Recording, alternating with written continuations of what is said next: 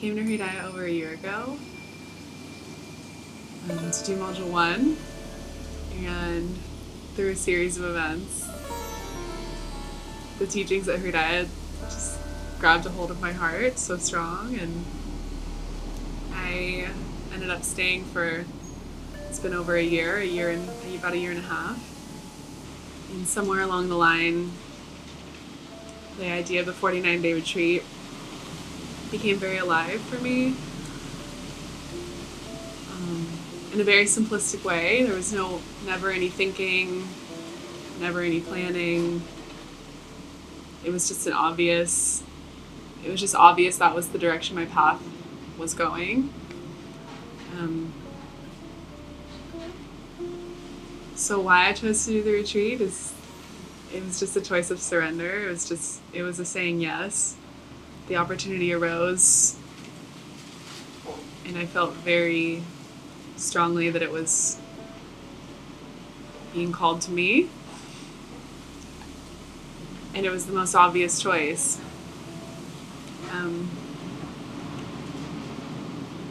I felt before the retreat began, maybe I was not experienced enough. The mind starts to create reasons why you're not capable, you can't do it. Everybody else who's doing this retreat has been practicing yoga and meditation so much longer than you have. I knew I was, by many years, the youngest person in this retreat. And all these things start coming to you, trying to get you to doubt yourself. And beyond all that, it's just this voice, like this certainty within you that knows nothing else matters. This is what you're supposed to be doing. So I followed that trust the whole way, and it carried me through the whole journey. And when I entered the retreat, there was immediately such a calmness and a joy that came being alone. This clarity. And I just remember walking into my room and opening the back door and just opening into this vastness of the whole valley, of all the mountains, and nothing in front of me. Just this vast emptiness. And the quiet, the silence of this place was so profound. And I just felt like I could breathe. Like, I knew at that moment all my fears weren't real. All my insecurities disappeared. And I settled into the experience.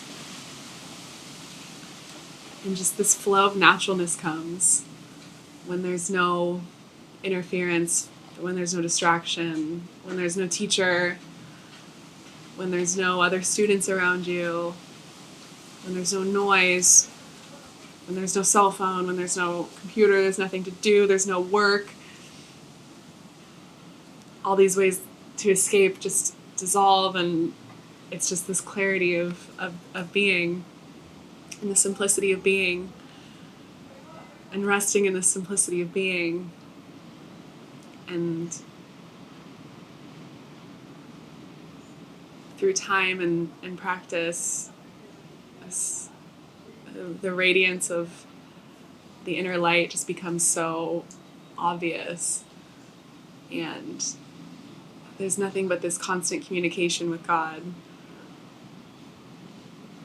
This communication that in everyday life is so scattered or broken, or sometimes, so I guess if we feels like we're talking to God, it feels like we have to pick up the phone and call in a way, but in this experience it's just like this constant dialogue with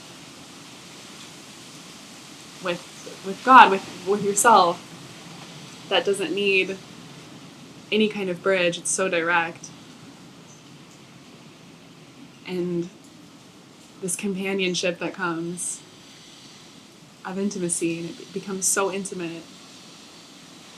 And you're your most natural, most vulnerable, most organic, most raw, purest self,